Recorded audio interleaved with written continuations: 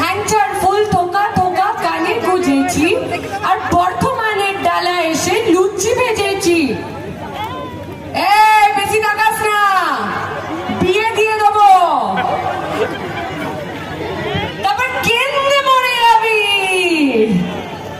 আর যে ঢপের চপের একটা হাত তুললো বিয়ে হচ্ছে বলে, কোথায় গেল সে? তুমি বাবা, তুমি এখন এবিসিডি পড়ার বয়স, তুমি এটাতে হাত তুলো না।